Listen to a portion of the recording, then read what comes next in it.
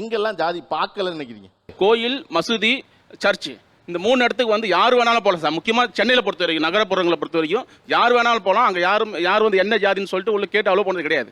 என் பேர் இருங்க sir, mic அவர் எப்போ பேசுவார்? என் பேர் ஜோசப் சார். தேவாலயங்கள் அனைத்து தேவாலயங்களையும் 2 பிரிவாக தான் இருக்காங்க, ஜாதி அடிப்படையில் பிரிஞ்சு தான் இருக்காங்க சார். எனக்கு என்னன்னா இவங்க பேசுறதுல என்ன தெரியுது அப்படின்னா, ஃபர்ஸ்ட் அண்ட் ஃபார்மோஸ்ட் திங் வந்து அவங்களுக்குள்ள ஒரு தாழ்வு மனப்பான்மை இருக்குமோன்னு ஒன்று தோணுது.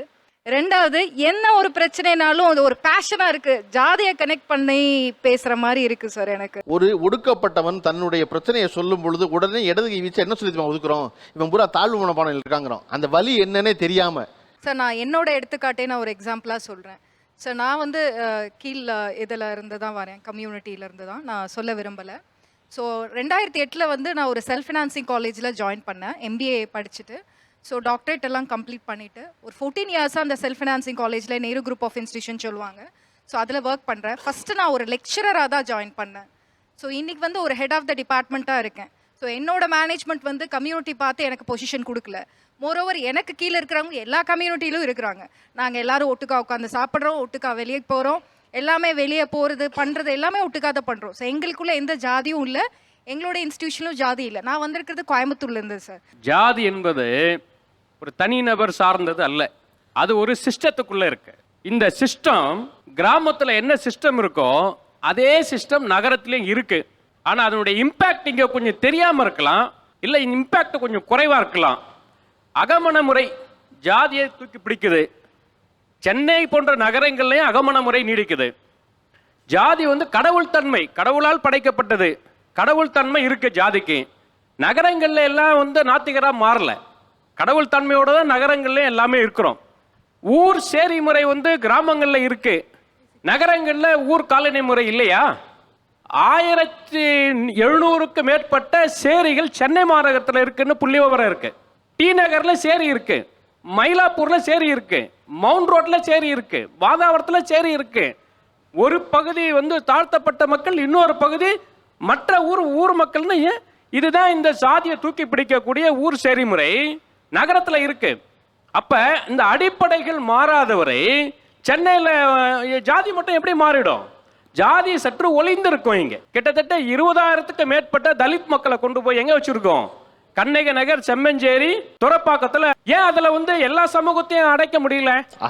எல்லா சமூகமும் ஏன் வரல? இல்ல இதுல நான் மாறுபடுறேன் சார். இல்ல மக்கள் விரும்பி தானாக சேர்ந்து வாழறாங்க அப்படின்னு சொல்ல வரீங்க. இது பச்சை பொய். வன்னியர்கள் இருக்கிறாங்க, அவங்களும் அந்த போல ஓரமா வச்சவங்க தான், அவங்களும் அந்த கூட தான் அவங்க கூட வாழறாங்க. அந்த குயவர் சமூகத்தை சேர்ந்தவங்களாம் இருக்கிறாங்க எங்க ஊருக்காரங்க. நான் கோயில் பத்திரிகை வைக்கிறதுக்கு போகும்போது கவனிச்சிருக்கேன். இப்ப மேடம் சொன்னாங்க கல்வித்துறையில இல்ல ஜாதி இல்ல அங்க இல்லன்னு சொன்னாங்க. இப்ப நடைமுறையில சென்னை பல்கலைக்கழகம் இருக்கு, நீங்க எல்லாம் பார்த்திருப்பீங்க. சென்னை பல்கலைக்கழகத்தில் உயர்ந்த பொறுப்பு எதிரானா ரெஜிஸ்ட்ரார், விசி, வைஸ் சான்சலர், பதிவாளர், துணை பதிவாளர், உதவி பதிவாளர். பேப்பர்ல செய்தி ஆன்லைன்ல இருக்கு, நான் எழுதின ஆர்டிக்கல் இருக்கு. 36 துணை பதிவாளர்கள். அவங்க என்ன பண்றாங்கன்னா, அவங்க தொடர்ந்து இந்த துணை பதிவாளர்களை அப்பாயின்மெண்ட் பண்ணாமே இருக்கு பல்கலைக்கழகம். தொடர்ந்து ஒரு 15-20 ஆண்டுகள் அப்பாயின்மெண்ட் பண்ணதுனால ரிசர்வேஷன்ல வரக்கூடிய சீட்டுகள் 17 சீட்டு ரிசர்வேஷன்ல இருக்கு. ஒரு கோர்ட் உத்தரவு போடுது, இன்னும் எவ்வளவு நாள் இன்னும் ரிசர்வேஷன் ஃபில் பண்ணாம ஃபில் பண்ணியான்னு சொல்றாங்க.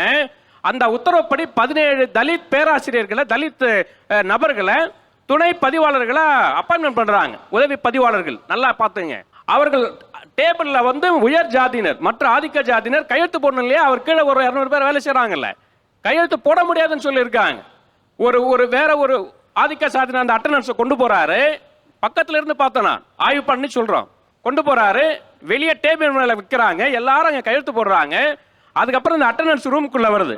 இன்னைக்கு லைவ்ல இருக்கு இந்த பிரச்சனை. எனக்கு என்னமோ அது ஓகே, அவர் சொல்றதெல்லாம் ஏத்துக்கலாம்னு வச்சுக்கோங்களேன். ஆனா அது ஒரு பார்ஷியல் ட்ரூத் தான், அது ஒரு செலக்டிவ் ட்ரூத். இப்போ 4000 போஸ்டிங் தமிழ்நாடு ஃபுல்லா காலியா இருக்கு, ஏன் அவர் 17 மட்டும் சொல்றாருன்னு தெரியல. இப்போ இது வந்து நம்ம ஒரு வழக்க நான் வந்து எடுத்து ஹேண்டில் பண்ணிருக்கேன், அதனால நான் அனுபவத்தோட சொல்றேன். இது போல 17,000 பிரச்சனை இருக்கு சார். அவர் ஆமான்ட்டாரு, ஆமான்னு சொல்றாரு. இப்போ நீங்க சொல்றதுல வந்து இப்போ ஒரு குறிப்பிட்ட செக்ஷன் மட்டும் விக்டிமைசேஷன் ஆயிருக்குன்னு சொல்றீங்கல்ல, அப்படிங்க விக்டிமைசேஷன் வந்து செலக்டிவ் செக்ஷன்ல நடக்கல, எல்லாரும் மேலேயுமே இங்க விக்டிமைசேஷன் நடக்குது, ரைட்டுங்களா?